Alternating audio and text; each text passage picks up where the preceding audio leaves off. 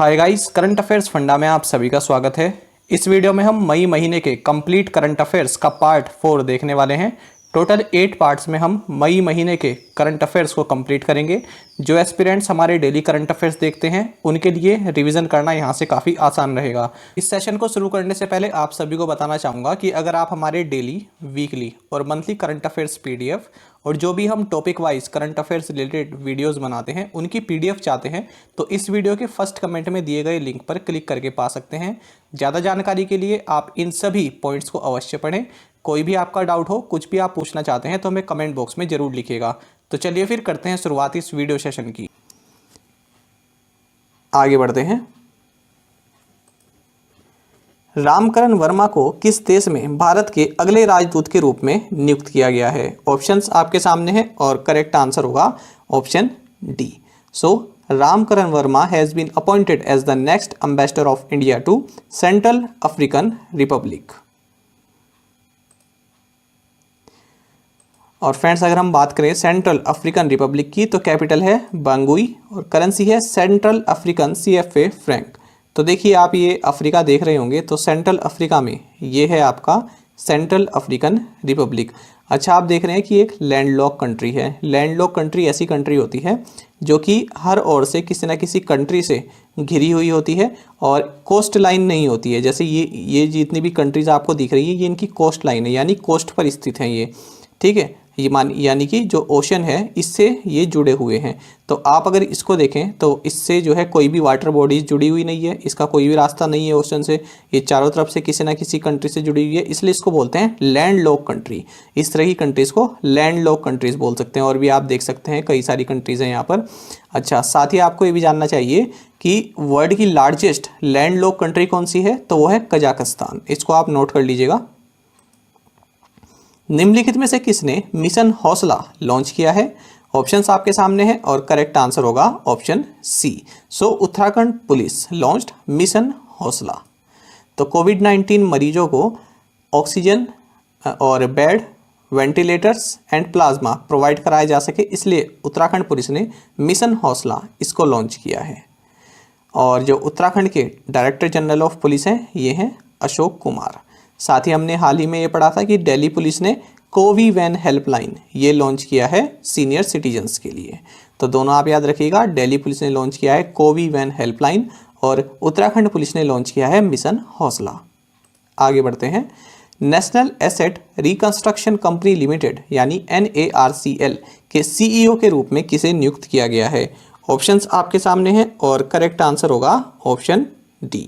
So Padma Kumar M. Nair has been appointed as the CEO of National Asset Reconstruction Company Limited NARCL।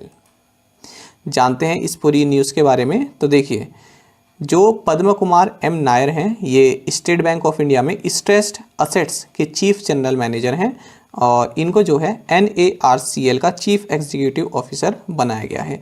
आपको बता दें कि जो ये नेशनल एसेट रिकंस्ट्रक्शन कंपनी है इसको आप बेड बैंक भी कह सकते हैं और ये अगले महीने जून 2021 में ऑपरेशनल हो जाएगा।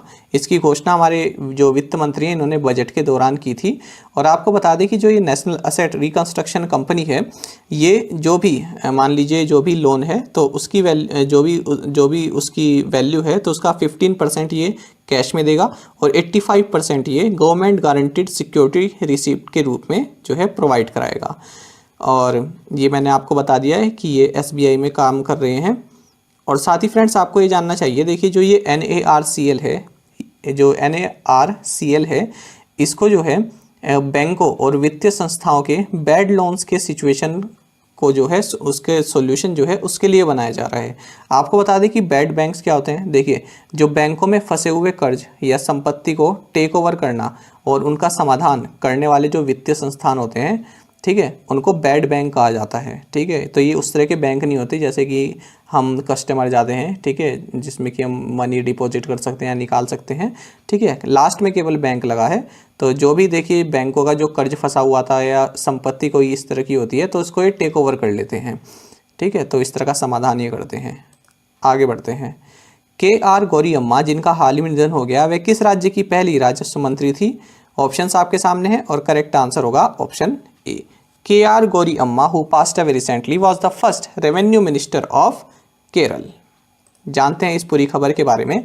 तो देखिए ये कम्युनिस्ट, ये सीनियर मोस्ट कम्युनिस्ट लीडर थी, ठीक है, 101 साल की थी और इनका हाल ही में निधन हो गया है। तो केरल में जो फर्स्ट इलेक्टेड गवर्नमेंट थी उसमें ये रेवेन्यू मिनिस्टर थी। नाम याद रखिएगा, KR गौरी अम्मा। पार्टी पूछी जाए तो पार्टी है CPIM। और जैसा कि लिखा है last surviving member of the first Kerala government ये रही है। तो फर्स्ट केरल गवर्नमेंट जो है EMS कैबिनेट यहाँ पर लिखा है 1957 में, जानेंगे इनके बारे में। देखिए आप ये जान लीजिए कि केरल में जो फर्स्ट चीफ मिनिस्टर थे 1957 से 1959 तक, 1957 से 1959 तक, ठीक है, इनका नाम था इलमकुलम मनक्कल शंकरन नंबूदरीपाद। ठीक है, तो आपको मैं बता देता हूँ, जब यहाँ पर इनका नाम आ ही गया है तो मेरे फादर जो है एक बार जब इंटरव्यू देने गए थे तो उनसे ये पूछा गया था कि आपने केरल के CM का नाम सुना होगा EMS, क्योंकि EMS नाम से इनको जानते थे। तो इंटरव्यू में पूछ लिया गया था मेरे फादर से कि इनका पूरा नाम बताइए। ठीक है, खैर उनको पता था। तो इस तरह से भी क्वेश्चन पूछ ले जाते हैं कभी कभी, जिनके हम शॉर्ट नाम ही सुनते हैं उनके पूरे नाम भी पूछ ले जाते हैं। जैसे APJ अब्दुल कलाम का नाम कई बार इंटरव्यूज़ में पूछा गया है, ठीक है, कि उनका पूरा नाम क्या था। तो इस तरह से ही पूछ ले जाते हैं, तो आपको इस पर भी ध्यान देना चाहिए। केरल की बात करें तो चीफ मिनिस्टर है पिनराई विजयन और गवर्नर है आरिफ मोहम्मद खान और कैपिटल है थिरुवनंतपुरम। निम्नलिखित में से किसने भारत में कोविड-19 संकट के समाधान में मदद के लिए 15 मिलियन US$ का डोनेशन दिया है? ऑप्शंस आपके सामने हैं और करेक्ट आंसर होगा option B. So Twitter has donated 15 million US$ to help address the कोविड-19 क्राइसिस इन इंडिया। और ट्विटर ने ये किसके थ्रू दिया है? जो 3 नॉन गवर्नमेंटल ऑर्गेनाइजेशन है, एक तो केयर, दूसरा है एड इंडिया, तीसरा है सेवा इंटरनेशनल USA, इनको ये डोनेशन दी जाएगी। ट्विटर की बात करें तो इसके को फाउंडर और प्रेजेंट CEO हैं जैक डोर्से, हेडक्वार्टर्स है यूनाइटेड स्टेट्स में। New York city international film festival में सर्वश्रेष्ठ अभिनेता का पुरस्कार किसने जीता है? तो इसका सही आंसर होगा option C। So Anupam Kher won the best actor award at the New York city international film festival. और किस मूवी के लिए मिला है? ये एक शॉर्ट फिल्म है हैप्पी बर्थडे, तो इसके लिए इन्हें ये अवार्ड मिला है बेस्ट एक्टर का। और जो ये मूवी है, शॉर्ट फिल्म है जो ये हैप्पी बर्थडे, इसको डायरेक्ट किया है प्रसाद कदम ने।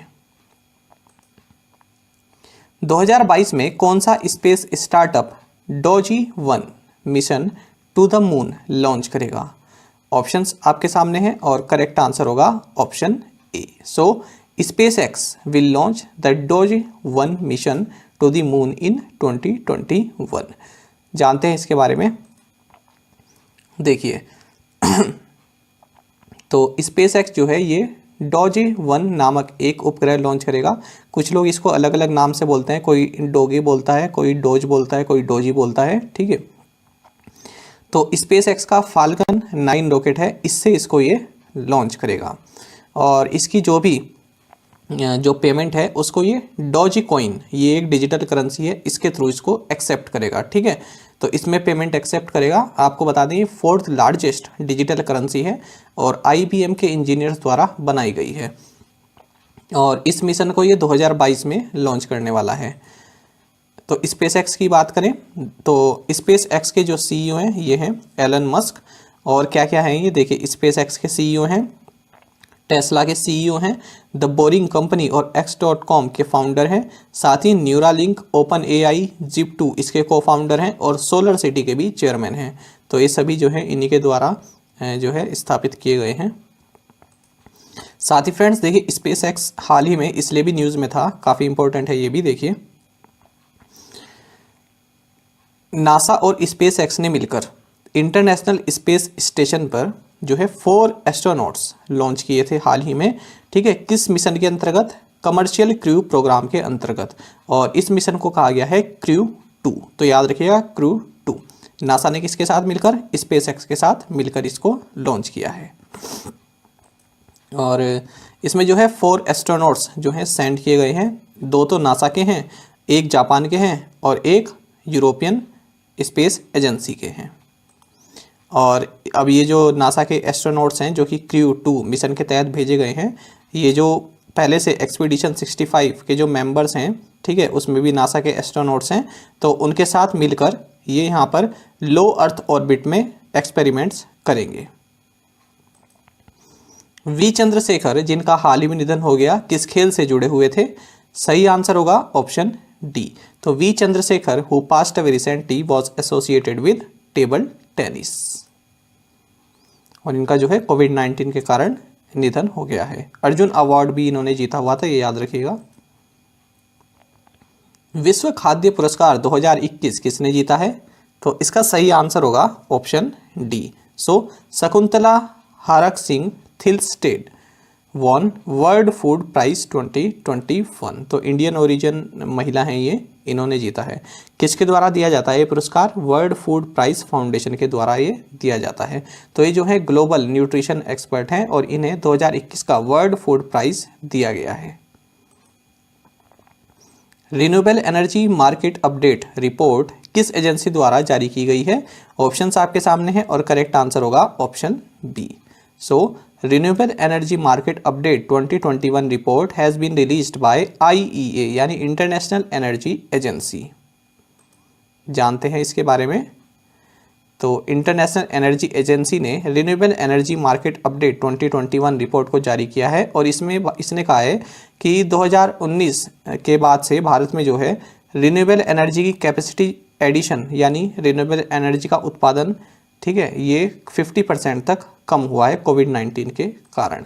जबकि इसने ये कहा है कि ग्लोबली अगर हम देखें तो ये एडिशन 45% तक बढ़ा है, ठीक है, 55% बढ़ा है। रिन्यूएबल कैपेसिटी एडिशन 55% बढ़ा है अगर हम ग्लोबली बात करें। इंडिया में तो इन्होंने कहा है कि डिक्लाइन हुआ है 50% से, लेकिन ग्लोबली अगर हम ओवरऑल देखें तो 45% बढ़ा है 2020 में और 280 गीगावाट हो गया है। इस तरह की रिपोर्ट्स फ्रेंड्स काफ़ी इंपॉर्टेंट होती हैं।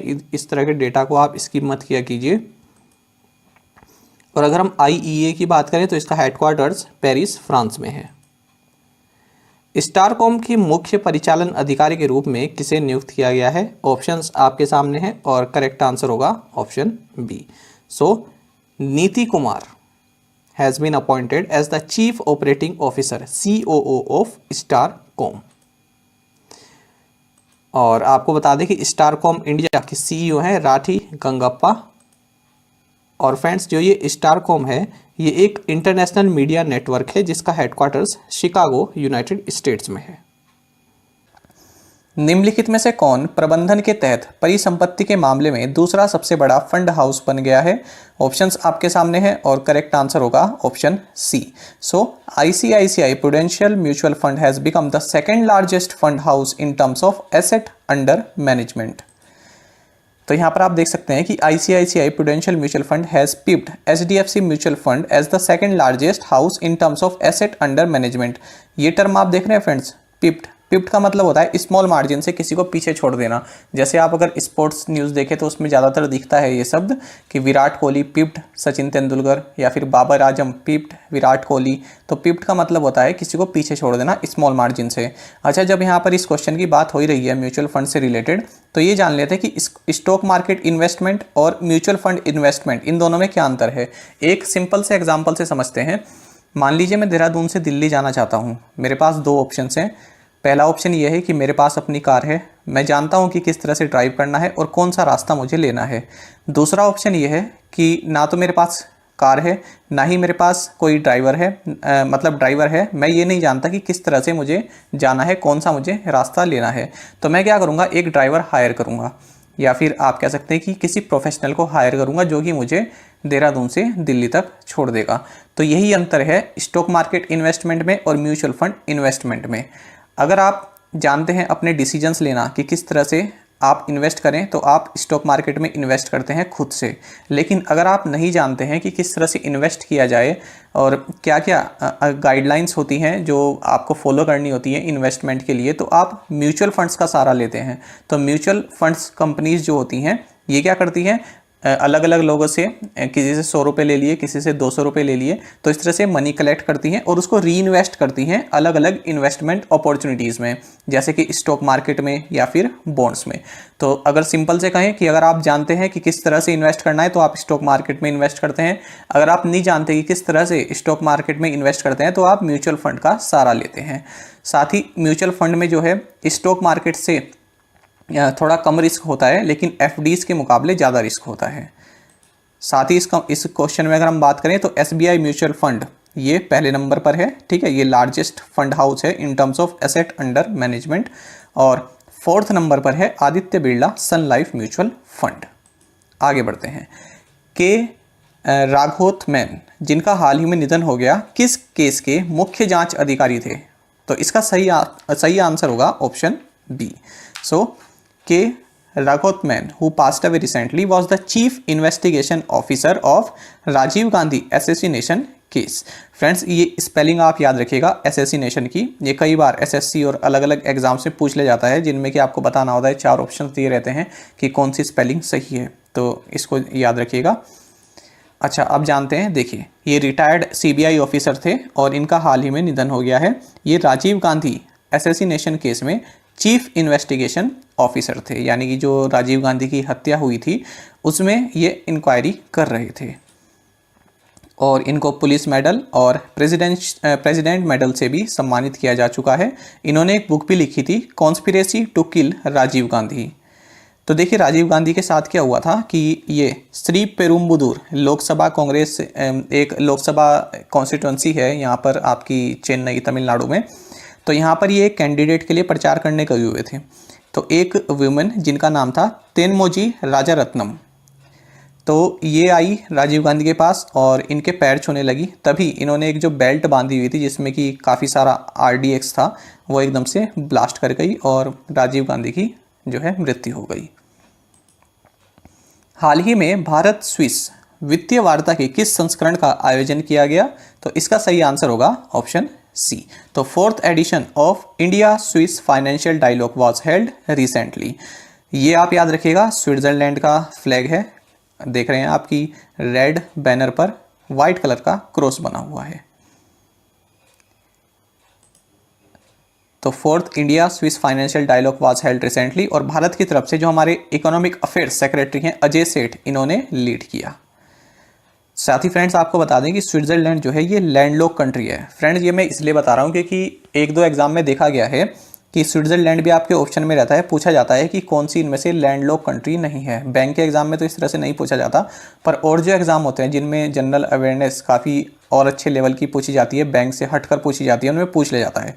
तो आप देख रहे होंगे स्विट्जरलैंड अलग अलग कंट्रीज से घिरा हुआ है, कहीं पर भी इसकी कोस्ट लाइन नहीं है या फिर ये ओशन से कहीं पर कनेक्ट नहीं है, तो इस तरह की कंट्रीज़ लोकलैंड कंट्रीज़ बोली जाती है। तो कहीं भी ये वाटर बॉडी से कनेक्ट नहीं है, तो इसलिए ये लैंडलॉक कंट्री है। साथ ही आपको ये भी जानना चाहिए कि यूनाइटेड नेशन का ऑफिस भी है जेनेवा में, और इस बिल्डिंग को बोलते हैं पैलेस ऑफ नेशंस। अच्छा, ये हमारे मार्च के करंट अफेयर्स की पीडीएफ में से मैंने कटिंग ली है, तो इसमें सभी ऑर्गेनाइजेशन जिनका हेडक्वार्टर स्विट्जरलैंड में है ये लिस्ट दी गई है। UNHRC, WHO, ILO, ITU, UNHCR, WTO, WIPO, BIS, इस तरह से यहाँ पर भी ये सभी हैं, तो इनके आप स्क्रीनशॉट ले लीजिएगा, रिवाइज करने के लिए आपके लिए काफ़ी इजी रहेगा। आगे बढ़ते हैं। किस देश के क्रिकेटर BJ वॉटलिंग ने संन्यास की घोषणा की है? ऑप्शंस आपके सामने हैं और करेक्ट आंसर होगा ऑप्शन डी।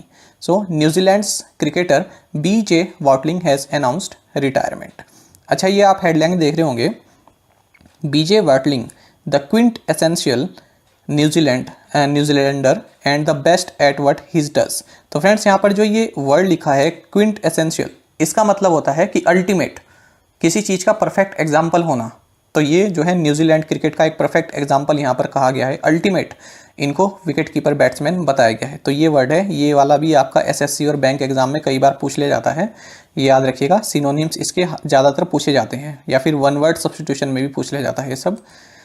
दूसरी हेडलाइन आप देखिए, headline BJ Watling announces retirement from all forms of cricket to hang his boots after the England tour.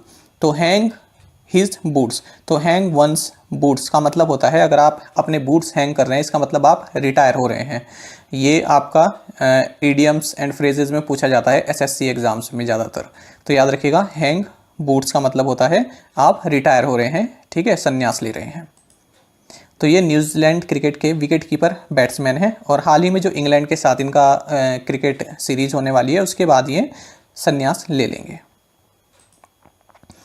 Matang Singh, जिनका हाल ही में निधन हो गया, किस क्षेत्र से जुड़े हुए थे?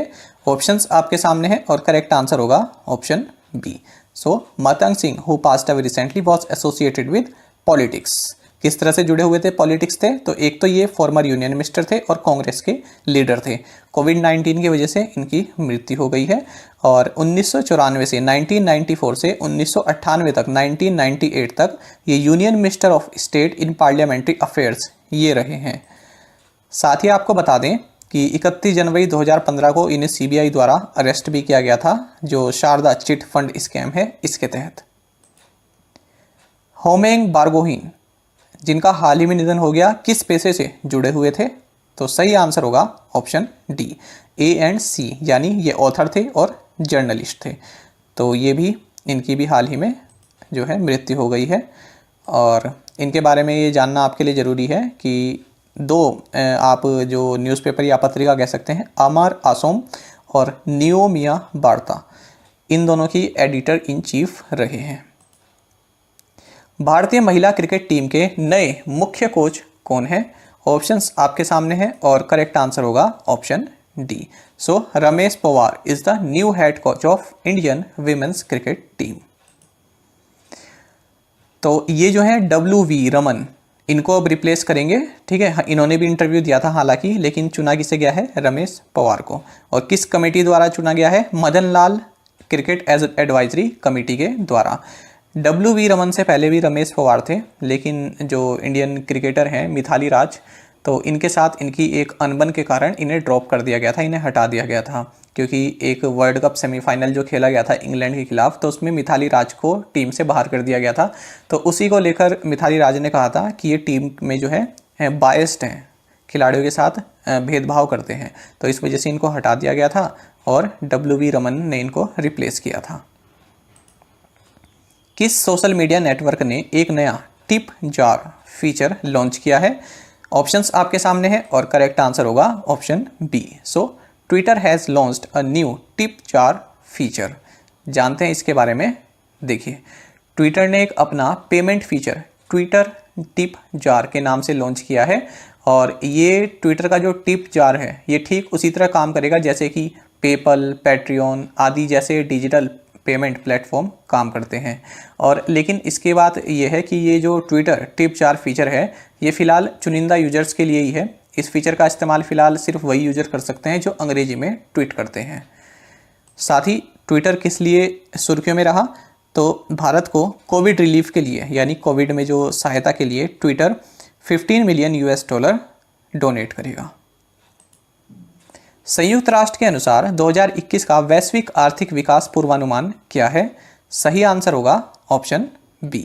सो as per the United Nations, जो global economic growth forecast for 2021 is 5.4%। जानते हैं इसके बारे में।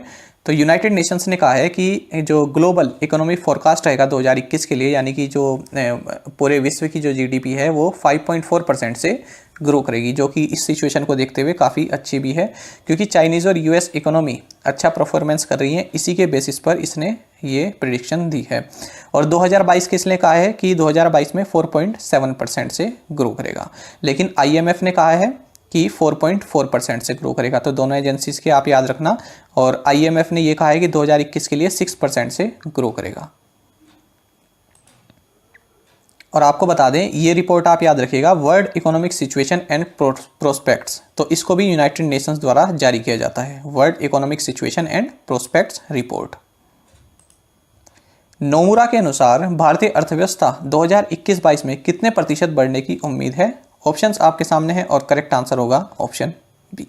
सो 10.8% से ग्रो करेगी, ऐसा कहा है जापानीज ब्रोकर्स फर्म नोमुरा ने। तो पहले इन्होंने 12.6% कहा था, लेकिन वही जो सेकंड वेव चल रही है कोविड की, उसके कारण सभी एजेंसी ज़्यादातर इसको जो है कम कर दे रही हैं, घटा दे रही हैं। तो 10.8% कहा है। देखिए फ्रेंड्स, ये तो ऊपर नीचे चलता ही रहता है। जब भी आपका एग्ज़ाम होगा SBI क्लर्क का या फिर और कोई बैंक का एग्ज़ाम होगा, तो उससे पहले एक फुली डेडिकेटेड वीडियो इसी पर बना लेंगे, जो कि लेटेस्ट होगी। एक हफ्ते पहले की जो भी इस तरह के प्रेडिक्शंस होंगी उनका एक वीडियो बना लेंगे, ठीक है। अभी तो क्योंकि ये ऊपर नीचे होता रहेगा। विदेश मंत्रालय में सचिव वेस्ट के रूप में किसे नियुक्त किया गया है? ऑप्शंस आपके सामने हैं और करेक्ट आंसर होगा ऑप्शन सी।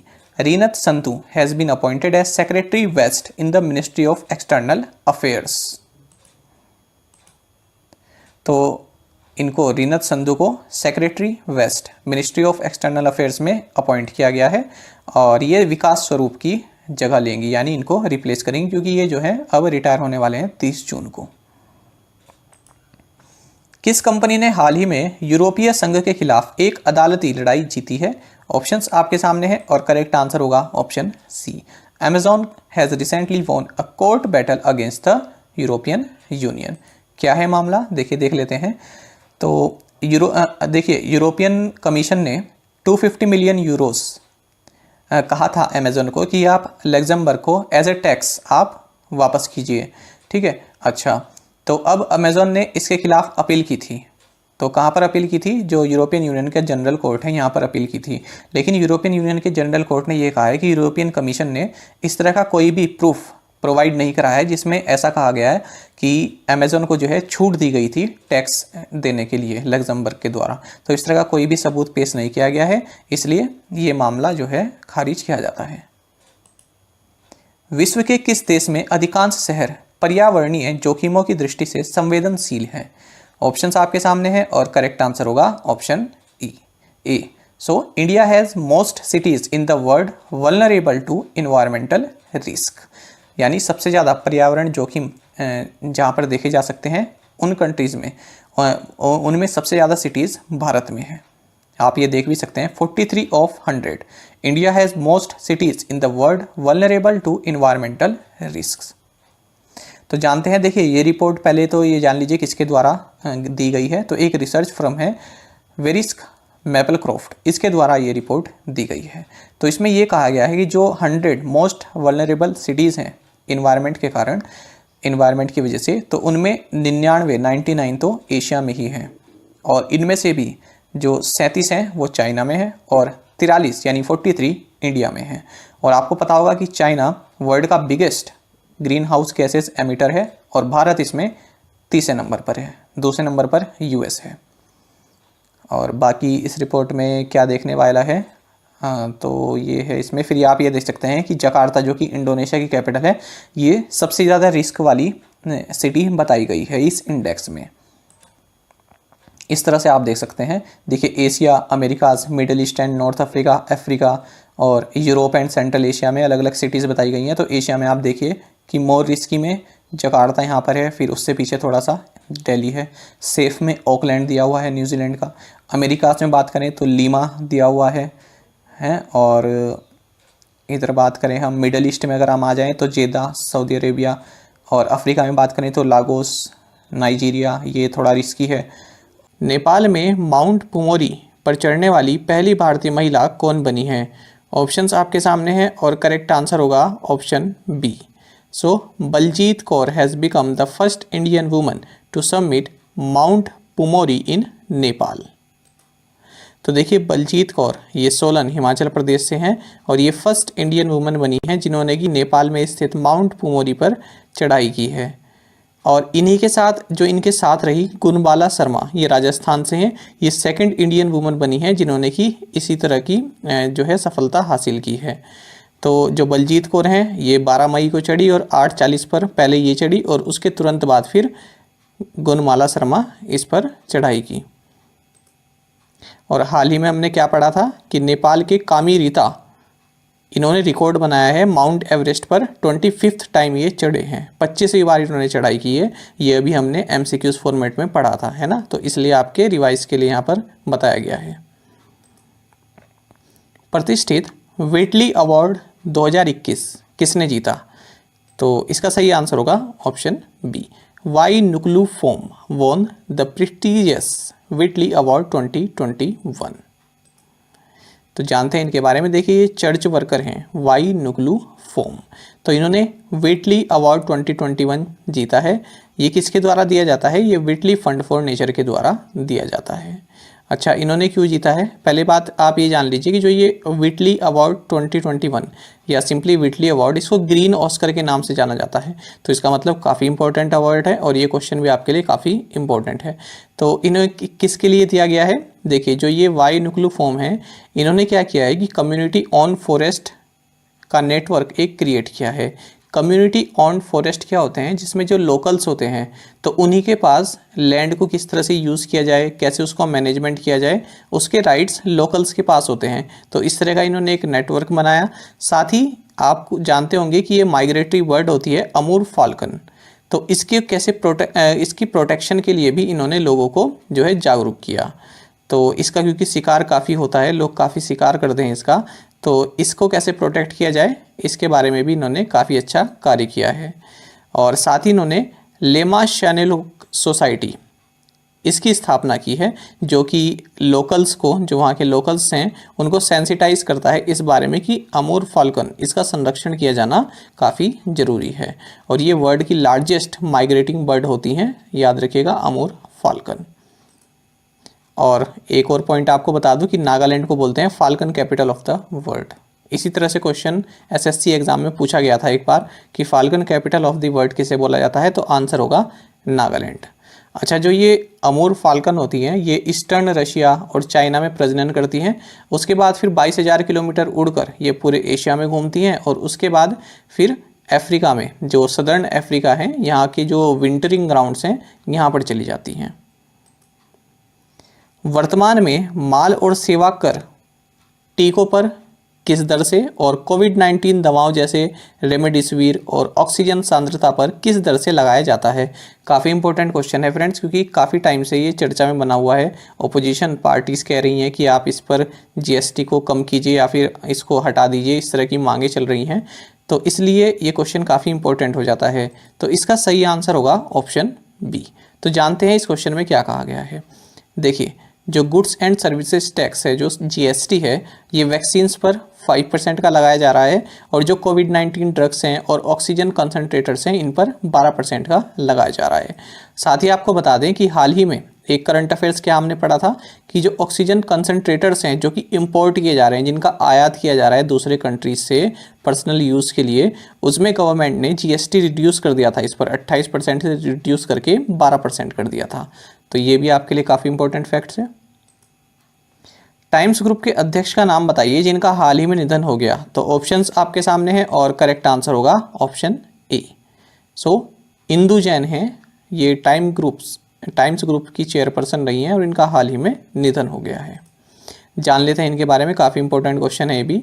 तो 1999 में इन्होंने टाइम्स ग्रुप की चेयरमैन ये बनी थी और साल 2000 में इन्होंने टाइम्स फाउंडेशन इसकी स्थापना की थी। और सबसे इम्पोर्टेंट फैक्ट ये है फ्रेंड्स कि जो फिक्की लेडीज़ ऑर्गेनाइजेशन यानी FLO, इसकी फाउंडर प्रेसिडेंट ये रही थी। ठीक है, मतलब जब ये बना था फिक्की लेडीज़ ऑर्गेनाइजेशन यानी FLO, तो इसकी पहली प्रेसिडेंट यही थी, इंदु जैन। अच्छा, और इस FLO से रिलेटेड हमने अभी और क्या करंट अफेयर पढ़ा था कुछ दिन पहले कि Ujjwala Singhania takes over as the 38th national president of FICCI FLO। तो यहाँ से हमने इसको रिलेट कर दिया है। तो ये पहली फाउंडर प्रेसिडेंट थी इसकी, और अब कौन बनी है ये हमने अभी पढ़ा था ना MCQs में कुछ दिन पहले, तो ये बनी है उज्ज्वला सिंघानिया। साथ ही 2016 में इन्हें पद्म भूषण से भी सम्मानित किया जा चुका है। संयुक्त राष्ट्र मानवीय एजेंसी के प्रमुख के रूप में किसे नियुक्त किया गया है? ऑप्शंस आपके सामने हैं और करेक्ट आंसर होगा option C. Martin Griffiths has been appointed as the head of the United Nations Humanitarian Agency। तो जो ये मार्टिन हैं ये यूनाइटेड किंगडम के हैं और United Nations general secretary general Antonio Guterres, इन्होंने इनको humanitarian affairs and emergency relief coordinator appoint किया है। तो इस तरह के क्वेश्चंस में केवल इतना ही जानना हमारे लिए ज़रूरी है, बाकी इसमें ज़्यादा डीप नहीं जाएंगे कि किस तरह की एजेंसी है, ये हमारे मतलब का नहीं है। और साथ ही आपको बता दें कि जो ये मार्टिन है ये यमन कंट्री में यूनाइटेड नेशंस के एनवॉय के रूप में भी कार्य कर रहे हैं। भारतीय रिजर्व बैंक द्वारा किस राज्य के यूनाइटेड कोऑपरेटिव बैंक लिमिटेड का लाइसेंस रद्द कर दिया गया है? तो इसका सही आंसर होगा option C. So licence of West Bengal based United Cooperative Bank Limited has been cancelled by the Reserve Bank of India. जानते हैं इस क्वेश्चन के बारे में क्या कहा गया है। तो ऐसा कहा गया है आरबीआई ने कि इस बैंक के पास एडुकेट कैपिटल नहीं थी, यानी पर्याप्त यहाँ पर पूंजी नहीं थी, इसी वजह से इसका लाइसेंस रद्द कर दिया गया है। तो वेस्ट बंगाल में है ये United Cooperative Bank limited Bagnan में। और इसके बाद क्या कहा गया है, तो देखिए ऐसा नहीं है कि अब जो इसमें डिपॉजिटर्स हैं इनका पैसा डूब जाएगा। यहाँ पर एक संस्था होती है DICGC, तो जब भी इस तरह से कोई बैंक का लाइसेंस रद्द कर दिया जाता है तो 5 लाख रुपए तक का इंश्योरेंस ये प्रोवाइड कराता है, यानी 5 लाख रुपए तक आप वापस आपको मिल जाएंगे आपके डिपॉजिट के। अच्छा, साथ ही अगर हम बात करें DICGC की, deposit insurance and credit guarantee corporation की, तो इसकी पूरी तरह से जो इसका मालिकाना हक है वो रिजर्व बैंक ऑफ इंडिया का है। It is a Holi owned subsidiary of reserve Bank of India, ये इंपॉर्टेंट फैक्ट है। दूसरा ये है कि इसके चेयरमैन कौन है, तो MD पात्रा जो कि डिप्टी गवर्नर है RBI के, वही इसके चेयरमैन होते हैं। तो कोई भी एक गवर्नर, चारों में से कोई भी एक गवर्नर इसके चेयरमैन होते हैं। तो फिलहाल कौन है, MD पात्रा है। और हेड ऑफिस कहाँ है, मुंबई में है। Suzuki Motorcycle India Private limited में कंपनी प्रमुख के रूप में किसे नियुक्त किया गया है? ऑप्शंस आपके सामने है और करेक्ट आंसर होगा option B. So Satoshi Uchida has been appointed as the company head at Suzuki Motorcycle India Private Limited. और जो ये संतोषी उशिरा हैं ये कोइचिरो हिराओ इनको सक्सीड करेंगे, इनका स्थान लेंगे। और जो Suzuki Motorcycle India Private limited है इसका हेडक्वार्टर्स गुड़गांव हरियाणा में है। और ये इसकी पेरेंट एजेंसी क्या है, सुजुकी, जो कि जापान में जिसका हेडक्वार्टर्स है, ये आप याद रखिएगा। जापानी कंपनी है ना ये, तो इसने इंडिया में जो इसकी सब्सिडरी है इसका हेडक्वार्टर्स गुड़गांव हरियाणा में है। तो यहाँ पर जो ये कंपनी है इसका हेड बनाया गया है संतोषी उचिरा को। विटालिक ब्यूटेरिन जिन्होंने भारत में कोविड-19 राहत कार्य के लिए $1 बिलियन डोनेशन दिया है, किस क्रिप्टो करेंसी के संस्थापक हैं? ऑप्शंस आपके सामने हैं और करेक्ट आंसर होगा option D. So Vitalik Buterin who donated $1 billion to support COVID-19 relief work in India is the founder of Ethereum। तो ये एक क्रिप्टो करेंसी है, डिजिटल करेंसी है, इसके ये संस्थापक हैं। और आपको बता दें कि इन्होंने इथेरियम इसको जो है गेविन वुड के साथ मिलकर इन्होंने इस क्रिप्टो करेंसी को जो है फाउंडेड किया था, यानी कि इसकी कह सकते हैं एक तरह से क्रिएट किया था।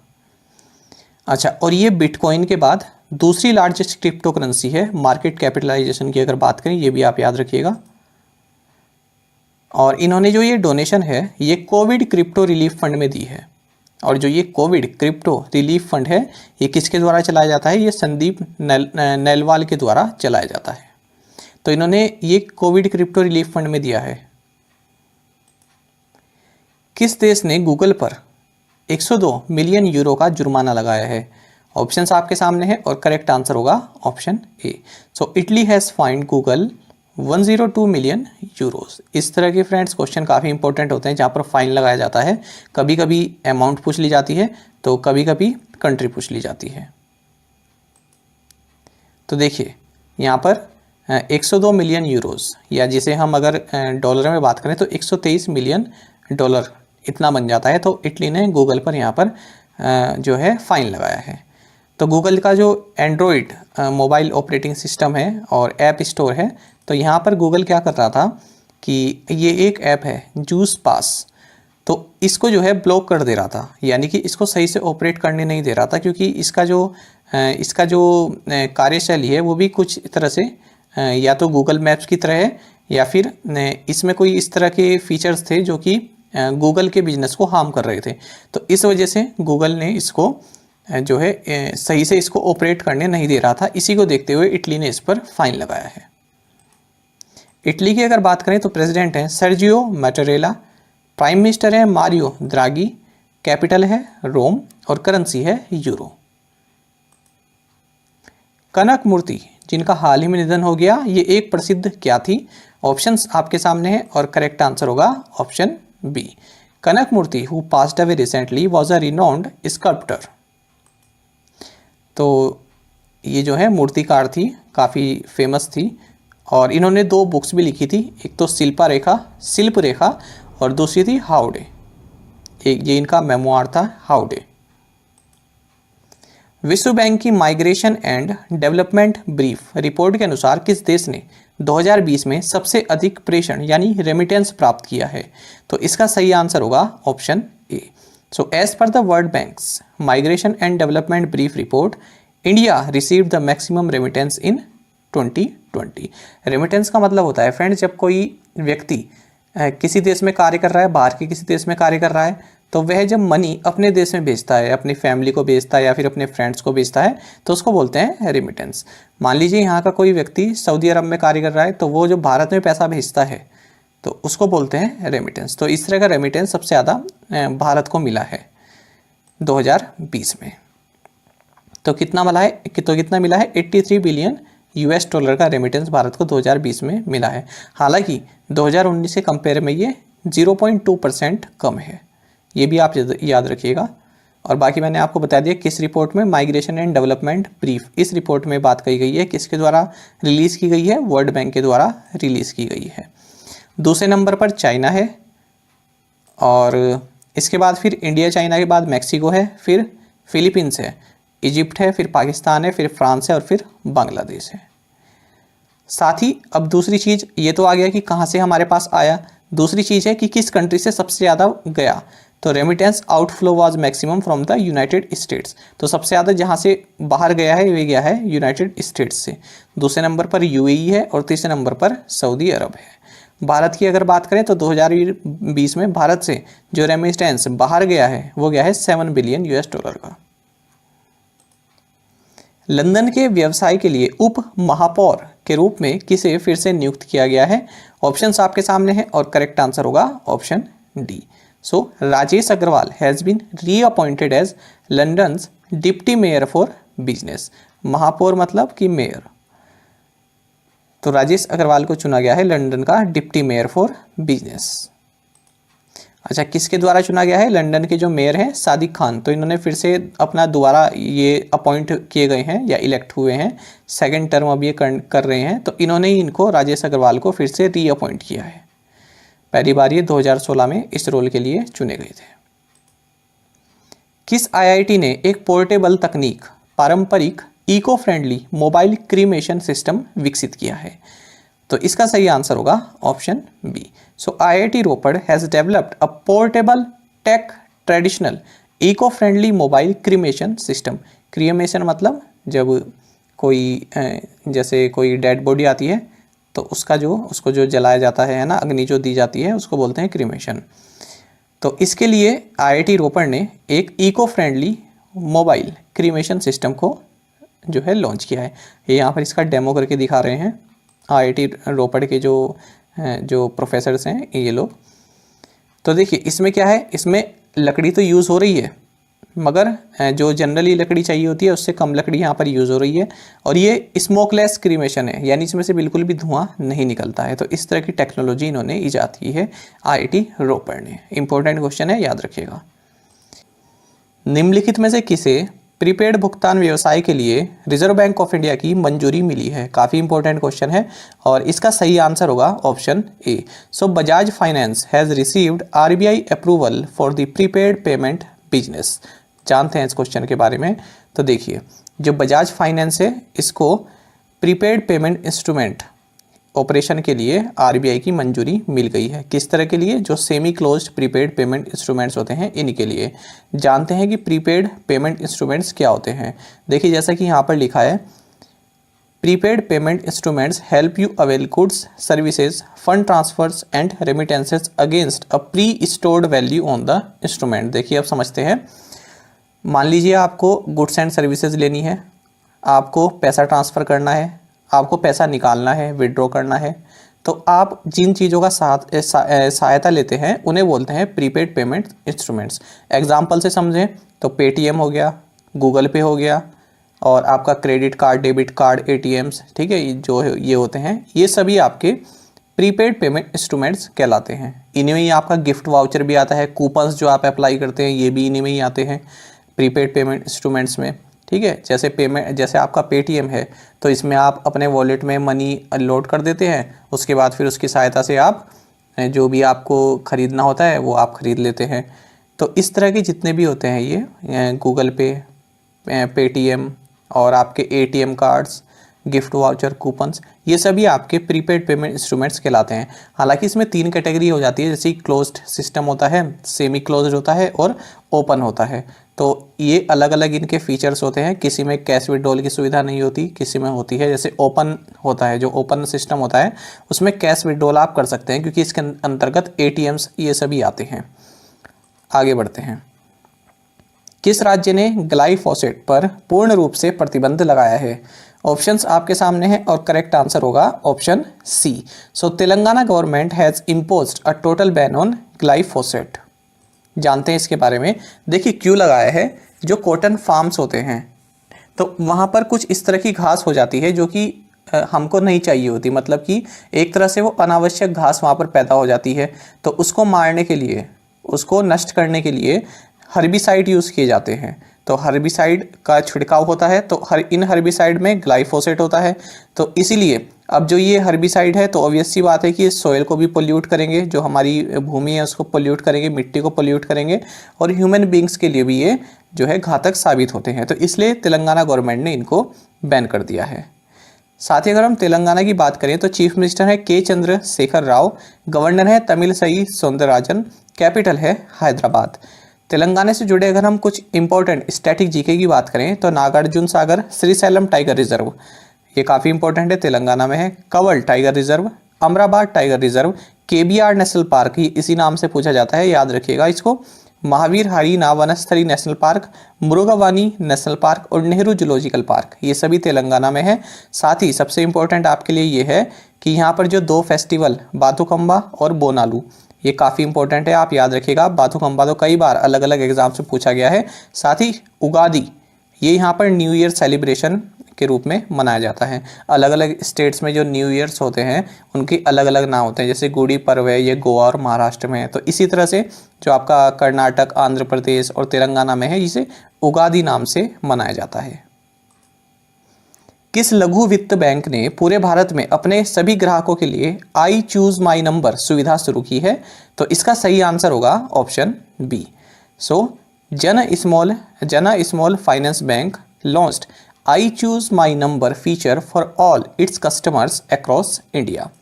तो क्या पर्पस है इसका? इसका पर्पस ये है, देखिए, आई चूज माई नंबर, जैसे कि नाम से ही पता चल रहा है, तो जो कस्टमर्स हैं वो अपना एक जो भी उनको नंबर अच्छा लगता है तो उसी हिसाब से वे अपना सेविंग और करंट अकाउंट नंबर बना सकते हैं। जो भी आप नंबर पसंद है आपको, उसी नंबर को आप अपना सेविंग और करंट अकाउंट नंबर बना सकते हैं, बशर्ते वो नंबर अवेलेबल होना चाहिए। बात करें जना स्मॉल फाइनेंस बैंक की तो हेडक्वार्टर्स इसका बेंगलुरु कर्नाटक में है और एमडी एंड सीईओ हैं अजय कमल। निम्नलिखित में से किसे बीपीसीएल का नया सीएमडी नियुक्त किया गया है? तो ऑप्शंस आपके सामने हैं और करेक्ट आंसर होगा option D. So Arun Kumar Singh has been appointed as the new chairman and managing director of BPCL. CMD का मतलब होता है चेयरमैन एंड मैनेजिंग डायरेक्टर। तो अरुण कुमार सिंह को यहाँ पर नियुक्त किया गया है। किसके द्वारा? पब्लिक एंटरप्राइजेस सिलेक्शन बोर्ड, ये गवर्नमेंट ऑफ इंडिया की तरफ से ये बोर्ड बनाया गया है। तो जो आपके पीएसयू होते हैं तो उनके हेड्स को यही सिलेक्ट करता है। और बीपीसीएल का हेडक्वार्टर्स मुंबई महाराष्ट्र में है। एस बालचंद्रन को किस देश में भारत के अगले राजदूत के रूप में नियुक्त किया गया है? ऑप्शंस आपके सामने हैं और करेक्ट आंसर होगा ऑप्शन सी। तो जो S Balachandra has been appointed as the next ambassador of India to Suriname. Friends, ये जो कंट्री है सूरीनाम, कई बार आपसे पूछ लिया जाता है, इसकी कैपिटल पूछ ली जाती है या फिर ये पूछ लिया जाता है कि ये कौन से कॉन्टिनेंट में है। तो ये साउथ अमेरिका में है, ये आप याद रखेंगे। दूसरा इसी तरह की एक कंट्री है बुर्किना फासो, तो ये अफ्रीका में है, क्योंकि कम न्यूज़ में रहती हैं लेकिन काफ़ी इंपॉर्टेंट दोनों कंट्रीज़ हैं, तो आप याद रखिएगा। सूरीनाम है साउथ अमेरिका में और बुर्किना फासो है आपका इसमें अफ्रीका में। तो सूरीनाम की अगर हम बात करें तो प्रेसिडेंट है चंद्रिका प्रसाद चैन और करेंसी है सूरीनाम डॉलर और कैपिटल है पैरामेरिको। भारतीय और इंडोनेशियाई नौसेना ने किस समुद्र में पासेक्स का संचालन किया है, यानी पासेक्स एक्सरसाइज की है। ऑप्शंस आपके सामने हैं और करेक्ट आंसर होगा option A. So the Indian and Indonesian navies have conducted PASSEX in Arabian sea, अरब सागर में इन्होंने इस नवल एक्सरसाइज का जो है संचालन किया है। तो देखिए ये कई कंट्रीज़ के साथ करते हैं, ऐसा नहीं है कि केवल इंडिया और इंडोनेशिया के बीच ही पासेक्स एक्सरसाइज हुआ करती है। तो पैसेज एक्सरसाइज या फिर आप इसको बोलते हैं पैसेक्स। तो इंडिया इससे पहले फ्रांस के साथ कर चुका है, जापान के साथ, अमेरिका के साथ, ऑस्ट्रेलिया के साथ इसी तरह की एक्सरसाइज कर चुका है। बेसिकली ये नवल एक्सरसाइज होती है, ये अपना अभ्यास करते हैं। इंपॉर्टेंट ये रहता है कि कहाँ पर की है, तो अरब सागर में की है। इसमें भारत की ओर से INS शारदा ने पार्टिसिपेट किया है। किस कंपनी ने सावधान रहें सुरक्षित रहें जन जागरूकता अभियान शुरू किया। ऑप्शंस आपके सामने हैं और करेक्ट आंसर होगा ऑप्शन सी। तो बजाज फिनसर्व लॉन्च्ड सावधान रहें सेफ रहें पब्लिक अवेयरनेस कैंपेन। तो देखिए इसमें क्या है, केवल इसका मकसद ये है, जैसा कि आपको नाम से ही पता चल रहा होगा, कि जो भी फाइनेंशियल फ्रॉड रिस्क होते हैं इनसे आप जो है अपने आप को सेफ रखें, इनसे अवेयर रहें और अलर्ट रहें। तो इसी तरह का कैंपेन है, इसमें बताया जा रहा है कस्टमर्स को कि किस तरह से आप कोई फ्रॉड प्रैक्टिस को पकड़ सकते हैं। पंजाब के नए घोषित 23वें जिले का नाम बताइए। तो इसका सही आंसर होगा ऑप्शन बी। सो पंजाब का 23वां जो डिस्ट्रिक्ट बनाया गया है इसका नाम है मालेरकोटला। मालेरकोटला। देखिए तो पंजाब के चीफ मिनिस्टर अमरिंदर सिंह ने मालेरकोटला को पंजाब का 23वां डिस्ट्रिक्ट जो है ये घोषित किया है। किस मौके पर? ईद उल फितर के मौके पर। क्यों? क्योंकि जो ये डिस्ट्रिक्ट है, जो ये जगह है मालेरकोटला, काफ़ी टाइम से इसकी मांग थी कि इसको डिस्ट्रिक्ट बनाया जाए। तो यहाँ पर जो ज़्यादातर आबादी है ये मुस्लिम समुदाय की है, तो इसलिए ईद उल फितर पर इन्होंने इनको एक गिफ्ट के तौर पर दिया है कि इसको डिस्ट्रिक्ट डिक्लेयर कर दिया है, 23वां डिस्ट्रिक्ट डिक्लेयर किया है। साथ ही आपको ये भी जानना चाहिए कि ये अब तक किस डिस्ट्रिक्ट का पार्ट था, तो ये अब तक संगरूर डिस्ट्रिक्ट का पार्ट था, तो अब ये अपना एक नया डिस्ट्रिक्ट बन जाएगा। कैपिटल है पंजाब की चंडीगढ़ और गवर्नर हैं VP सिंह बदनौर। और आपको मालूम होगा कि पंजाब गवर्नमेंट ने 1 अप्रैल से जितने भी गवर्नमेंट ऑपरेटेड बसेस हैं उनमें महिलाओं के लिए फ्री बस ट्रैवल की सुविधा प्रदान की है। भारतीय सेना ने कितनी महिला सैनिकों के अपने पहले बैच को सेवा में शामिल किया है। ऑप्शंस आपके सामने हैं और करेक्ट आंसर होगा option C. So Indian Army has inducted its first batch of 83 women soldiers into the service. जानते हैं इस क्वेश्चन के बारे में। तो देखिए सबसे पहले ये जानिए कि क्यों किया है। देखिए गवर्नमेंट ने 2019 जनवरी में अप्रूव कर दिया था कि जो मिलिट्री पुलिस है हमारी, इसमें महिलाएं भी अब हम इंडक्ट करेंगे। तो गवर्नमेंट ऑफ इंडिया का टारगेट है कि 2036 तक 1700 वीमेन सोल्जर की भर्ती की जाए। तो इसी उद्देश्य से भारत इंडियन आर्मी ने 83 वीमेन सोल्जर्स को फर्स्ट 83 वीमेन सोल्जर्स के पहले बैच को आर्मी में जो है इंडक्ट किया है, सर्विस में इंडक्ट किया है। किस भारतीय राज्य ने डिजिटल बाढ़ रिपोर्टिंग प्रणाली की शुरुआत की है। ऑप्शंस आपके सामने हैं और करेक्ट आंसर होगा option D. So Assam has launched a digital flood reporting system. तो इसका नाम है digital flood reporting and information management system, DFRIMS। किसके द्वारा तैयार किया गया है? Assam state disaster management agency और यूनिसेफ के द्वारा। और आपको पता होगा कि यहाँ का आसाम के नए CM बने हैं हिमांता बिस्वा शर्मा, गवर्नर है जगदीश मुखी और कैपिटल है दिसपुर। साथ ही ये हमने हाल ही में पढ़ा था आसाम के बारे में कि आसाम को प्रागज्योतिषा या कामरूपा के नाम से जाना जाता था और आसाम को land of red river and blue hills के नाम से जाना जाता है। साथ ही काजीरंगा नेशनल पार्क जो कि वन हॉर्न इंडियन राइनोज के लिए जाना जाता है, और Manas national park, Dibru Saikhowa national park, Orang national park, Pobitora wild life sanctuary, ये सभी आसाम में है। और यहाँ पर कामाख्या टेम्पल भी है, प्रसिद्ध कामाख्या टेम्पल, ये नीलाचल हिल पर है। फ्रेंड्स देखिए, अगर आप हमारे डेली करंट अफेयर्स देखते हैं तो जब भी कोई स्टेट की बात आएगी तो हमेशा मैं आपको ये ज़रूर बताऊंगा। अगली बार फिर मान लीजिए आसाम की बात आएगी तो फिर से मैं आपको ये पूरा रिवाइज कराऊंगा। तो इस तरह से क्या होगा, आपको याद करने की ज़रूरत ही नहीं पड़ेगी। जैसे ही आपको 2-3 बार एक स्टेट हमारे उसमें आएगा करंट अफेयर्स में, तो आपको अपने आप ही ये एक्स्ट्रा फैक्ट्स याद हो जाएंगे। इसलिए ज़रूरी है कि आप एक तो डेली हमारे वीडियोज़ देखें, साथ ही अंत तक वीडियो देखें, तो इससे आपको काफ़ी कुछ जानने के लिए मिलेगा।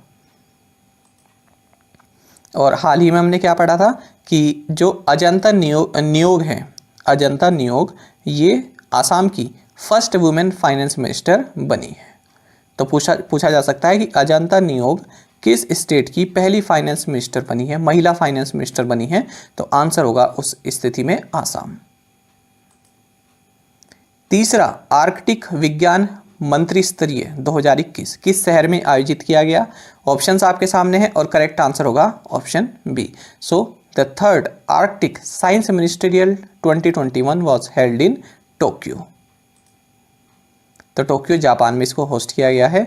और जापान ने किसके साथ मिलकर इसको होस्ट किया, आइसलैंड के साथ मिलकर इसको होस्ट किया है। ये आप देख सकते हैं, ठीक है। ये जो है आपका आर्कटिक रीजन है। पहले ये जान लीजिए कि जो ये आपकी मिनिस्टीरियल रही है, जो ये समिट रही है, इसका थीम रहा है knowledge for a sustainable Arctic. और इससे पहले जो ये आपकी आर्कटिक साइंस मिनिस्टीरियल रही है, ये सबसे पहले यूएसए में 2016 में हुई थी, उसके बाद 2018 में जर्मनी में हुई थी, और अब ये तीसरा एडिशन हुआ है। तो देखिए, आप ये जान लीजिए कि आर्कटिक रीजन में क्या क्या आता है। तो देखिए, आर्कटिक रीजन में एक तो आपका आर्कटिक ओशन आता है, और इसके बाद आपका रशिया का कुछ पार्ट आता है, अलास्का जो कि यूएस का पार्ट है, इसका कुछ पार्ट आपका आता है, फिनलैंड का पार्ट आता है, स्वीडन का पार्ट आता है, नॉर्वे का पार्ट आता है, आइसलैंड का पार्ट आता है, ठीक है। और ये ग्रीनलैंड आता है, इसमें कनाडा का पार्ट आता है। तो ये सभी आपके लिए ये आपका आर्कटिक रीजन कहलाता है। आई होप आपको पसंद आया होगा, क्योंकि पहली बार शायद आप में से कई लोग जान रहे होंगे कि आर्कटिक रीजन आखिर है क्या। तो ये सभी कंट्रीज़ इसमें आती हैं। और आपको बता दें कि जुलाई 2008 से भारत का आर्कटिक में अपना एक स्टेशन भी है जिसका नाम है हिमाद्री। तो नॉर्वे में है ये। आगे बढ़ते हैं। और अगर फ्रेंड्स आपको हमारा कंटेंट अच्छा लगता है तो आप लाइक भी करते रहा कीजिए। तो हमारा नेक्स्ट क्वेश्चन है, all time favourites for children नामक पुस्तक के लेखक कौन है। ऑप्शंस आपके सामने हैं और करेक्ट आंसर होगा option B. So Ruskin Bond is the author of the book titled all time favourites for children. तो देखिए इसमें क्या है, तो इसमें एक तो पहली बात आपको बता दूं कि रस्किन बॉन्ड जो है बच्चों के लिए लिखने के लिए काफ़ी जाने जाते हैं। अगर मान लीजिए मैं आपको एक ऐसी सिंपल सी बात बता देता हूँ, रस्किन बॉन्ड की, क्योंकि कई बार पूछे जाते हैं एग्जाम में क्वेश्चन। मान लीजिए कोई चिल्ड्रन से रिलेटेड आपको लग रही है कोई बुक है और उसमें रस्किन बॉन्ड भी ऑप्शन में दिए गए हैं, पर आप नहीं जानते कि सही आंसर क्या होगा, तो ज़्यादातर चांस रहेंगे कि आंसर उसका रस्किन बॉन्ड ही रहेंगे, ठीक है। तो ये आपको आइडेंटिफाई कर लेना है कि बुक क्या वो चिल्ड्रन से रिलेटेड है, क्या उसका थीम इस तरह से है कि वो किसी तरह से चिल्ड्रन से जुड़ रहा है, तो आंसर उसका रस्किन बॉन्ड रहेंगे। तो देखिए इसमें रस्किन बॉन्ड द्वारा जो 25 काफ़ी फेमस स्टोरीज रही हैं उसका कलेक्शन है इस वाली बुक में, all time favourites for children. और इस बुक को इलस्ट्रेट किया है कश्मीरा सरोदे ने। और आपको बता दें जो ये रस्किन बॉन्ड हैं इन्हें 1992 में 1992 में साहित्य अकेडमी अवार्ड भी मिला था, our trees still grow in Dehra, इस बुक के लिए। ये नॉवल में इनका इंग्लिश में इनका नॉवल है, और पद्मश्री से भी सम्मानित किया जा चुका है और पद्म भूषण से भी इनको सम्मानित किया जा चुका है। किस कंपनी ने 2 नैनोमीटर नैनोशीट तकनीक के साथ दुनिया की पहली चिप लॉन्च की है। ऑप्शंस आपके सामने है और करेक्ट आंसर होगा option A. So IBM has launched the world's first chip developed with 2 nanometre nanosheet technology. और जो इसके IBM है इसके chairman and chief executive officer हैं अरविंद कृष्णा और हेडक्वार्टर्स है आर्मोंग, न्यूयॉर्क, यूनाइटेड स्टेट्स में। तो इस क्वेश्चन में इतना ही जानने के लिए था। अंतर्राष्ट्रीय परिवार दिवस किस दिन मनाया जाता है? ऑप्शंस आपके सामने हैं और करेक्ट आंसर होगा option C. So international day of families is celebrated on May 15th। और इस बार 2021 में इसका थीम है फैमिलीज एंड न्यू टेक्नोलॉजीज। किस देश ने अमेरिका और चेक गणराज्य को अनफ्रेंडली कंट्रीज की सूची में शामिल किया है? ऑप्शंस आपके सामने हैं और करेक्ट आंसर होगा option B. So Russia has included US and चेक Republic in unfriendly countries list. देखिए कई सारे कारण रहे हैं। एक तो ये है कि यूक्रेन के बॉर्डर पर रशिया ने अपने ट्रूप्स का जमावड़ा कर दिया है। दूसरा, अमेरिका आरोप लगाता आया है कि हमारी इलेक्शंस में रशिया हस्तक्षेप करता है। और आप ये भी कह सकते हैं कि हाल ही में जो US के प्रेसिडेंट हैं जो बाइडेन, इन्होंने इनको एक हत्यारे से भी कंपेयर कर दिया था। तो इस तरह से इनमें जो है पूरा मामला चल रहा है। साथ ही जो चेक रिपब्लिक है इसका ये कहना है कि इसने 2014 में हमारे यहाँ एक बम विस्फोट करवाया था। तो इसी वजह से ये सभी अनफ्रेंडली लिस्ट में ऐड कर दिए गए हैं, यूनाइटेड स्टेट्स और चेक रिपब्लिक। जानते हैं फ्रेंड्स रशिया के बारे में। देखिए प्रेसिडेंट है व्लादिमीर पुतिन, प्राइम मिनिस्टर है मिखाइल मिशुस्तिन, कैपिटल है मॉस्को, करेंसी है रशियन रूबल। यहाँ का जो पार्लियामेंट है उसका नाम है फेडरल असेंबली। इसके अपर हाउस को बोलते हैं फेडरेशन काउंसिल, जैसे हमारे यहाँ राज्यसभा है। लोअर हाउस को बोलते हैं स्टेट डूमा, जैसे कि हमारे यहाँ लोकसभा है। रेड स्क्वायर है यहाँ पर, इसको आप याद रखिएगा, पूछ लिया जाता है। दूसरा यहाँ पर पीटरहोफ पैलेस है, ये यूनेस्को वर्ल्ड हेरिटेज साइट है, इसलिए काफ़ी इंपॉर्टेंट है। लेक बैकाल यहाँ पर है। क्रेमलिन, ये रशिया के जो प्रेसिडेंट है इनका ऑफिशियल रेजिडेंस कहलाता है क्रेमलिन। कभी भी आप न्यूज़ में देखेंगे तो आप पाएंगे कि क्रेमलिन की ओर से इस तरह का ऑर्डर दिया गया, यानी कि प्रेसिडेंट द्वारा ये ऑर्डर निकाला गया है। आपको बता दें कि रशिया जो है ये 2 कॉन्टिनेंट्स में, एक तो यूरोप में और एक एशिया में, तो ईस्टर्न यूरोप में और नॉर्थ एशिया, इन दोनों में ही इसकी लैंड जो है पूरी आती है। और ये लार्जेस्ट कंट्री है वर्ल्ड की, ये आपको मालूम होगा। मेजर रिवर्स कौन कौन सी यहाँ से जाती हैं? एक तो आमूर, ओब एंड वोल्गा। देखिए जैसे मैंने आपको बताया ये पूरा रशिया है। तो ये आप बाउंड्री देख रहे हैं, तो यूरल माउंटेन्स यहाँ पर हैं, ठीक है। अच्छा ये है रशिया, ये रशिया का वो पार्ट है जो यूरोप में आता है, ये रशिया का वो पार्ट है जो एशिया में आता है। इसीलिए रशिया को कहते हैं ट्रांस कॉन्टिनेंटल कंट्री, ऐसी कंट्री जो 2 कॉन्टिनेंट्स में होती है। तो इसलिए रशिया जो है ट्रांस कॉन्टिनेंटल कंट्री है। रशिया की तरह टर्की भी है, टर्की भी इसी तरह यूरोप और एशिया में है। इजिप्ट है, इजिप्ट इस तरह एशिया और अफ्रीका का हिस्सा है। तो ये भी सभी ट्रांस कॉन्टिनेंटल कंट्रीज़ हैं। अच्छा आप ये देख रहे होंगे कि ये कितना छोटा सा पार्ट है रशिया का जो यूरोप में है, लेकिन 70% से ज़्यादा आबादी इसी हिस्से में रहती है। तो बेसिकली रशिया को जो है एक यूरोपियन कंट्री माना जाता है। और ये जो आप हिस्सा देख रहे हैं तो 77%, 77% जो क्षेत्रफल है रशिया का वो एशिया में आता है। आगे बढ़ते हैं। निम्नलिखित में से किसने एक digital platform DG golds launch किया है? तो इसका सही आंसर होगा option C. So Airtel Payments Bank launched a digital platform DG golds. जानते हैं इसके बारे में क्या है? तो इसमें जो भी एयरटेल पेमेंट्स बैंक के जो सेविंग अकाउंट कस्टमर्स हैं ये एयरटेल थैंक्स ऐप के थ्रू 24 कैरेट गोल्ड में इन्वेस्ट कर सकते हैं। एयरटेल पेमेंट बैंक की अगर बात करें तो CEO हैं अनुब्रता विश्वास, हेडक्वार्टर्स है न्यू दिल्ली में। और साथ में आप सभी करंट अफेयर्स फंडा को टेलीग्राम पर भी ज्वाइन कर सकते हैं। यहाँ पर रेगुलर वीडियो अपडेट्स और करंट क्विजेस हम आप सभी के लिए डालते हैं। साथ ही डिस्कशन ग्रुप में आप किसी भी क्वेश्चन का सॉल्यूशन पा सकते हैं। और दोस्तों यहाँ पर हमारे करंट अफेयर्स की प्लेलिस्ट दी गई है, इसको आप जरूर देखें। अपने दोस्तों के साथ व्हाट्सएप एंड टेलीग्राम पर शेयर करें, लाइक करें और कमेंट करके बताइएगा कि वीडियो आपको कैसी लगी। Thank you guys.